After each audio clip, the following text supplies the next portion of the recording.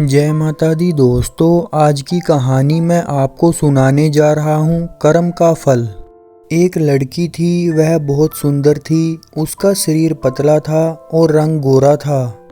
मुखड़ा गोल था, बड़ी बड़ी आंखें कटी हुई अंबियों जैसी थी। लंबे लंबे काले काले बाल थे। वह बड़ा मीठा बोलती थी। धीरे धीरे वह बड़ी हो गई।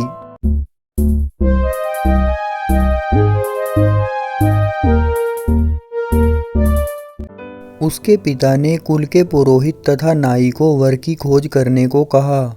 उन दोनों ने मिलकर एक वर तलाश किया।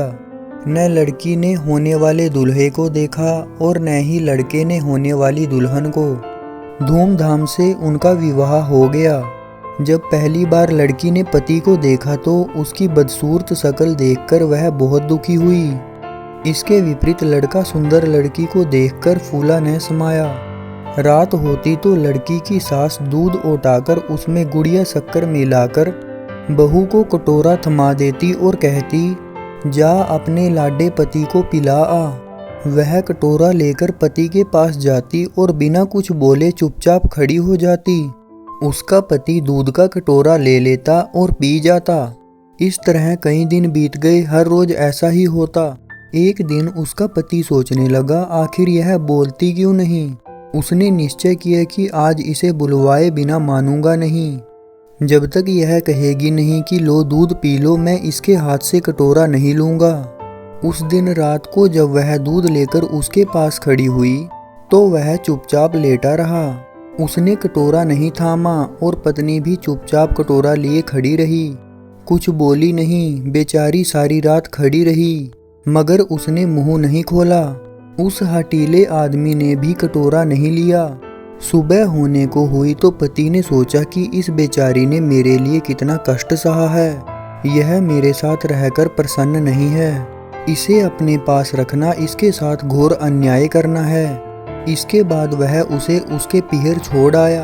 बेचारी वहाँ भी प्रसन्न कैसे रहती। वह मन ही मन कुढ़ती व घुटकर मरने लगी। उसे कोई बीमारी न थी, वह बाहर से एकदम ठीक लगती थी। माता पिता को उसके विचित्र रोग की चिंता होने लगी। वे बहुत से वैद्यों और ज्योतिषों के पास गए, पर किसी की समझ में उसका रोग नहीं आया। अंत में एक बड़े ज्योतिष ने लड़की के रंग रूप और चाल ढाल को देखकर सारी बात जान ली। उसने उसके हाथ की रेखाएं देखी। ज्योतिष ने बताया कि बेटी, तूने पिछले जन्म में जैसे कर्म किए थे तुझे वैसा ही फल मिल रहा है। इसमें न तेरा दोष है और न ही तेरे पति का। तेरे पति ने पिछले जन्म में सफेद मोतियों का दान किया था और तूने ढेर सारे काले उड़द मांगने वाले की झोलियों में डाल दिए थे। सफेद मोतियों के दान के फल से तेरे पति को सुंदर पत्नी मिली और तुझे उड़दों जैसा बदसूरत आदमी मिला है। ऐसी हालत में तेरे लिए यही अच्छा है कि तू अपने पति के घर वापस चली जा और मन में किसी भी प्रकार की बुरी भावना लाए बिना उसी में संतोष कर जो तुझे मिला है, और आगे के लिए खूब सारे अच्छे अच्छे कर्म कर। उसका फल तुझे अगले जन्म में अवश्य मिलेगा। ज्योतिष की बात उस लड़की की समझ में आ गई और वह खुश होकर अपने पति के घर चली गई। वे लोग आनंद से रहने लगे।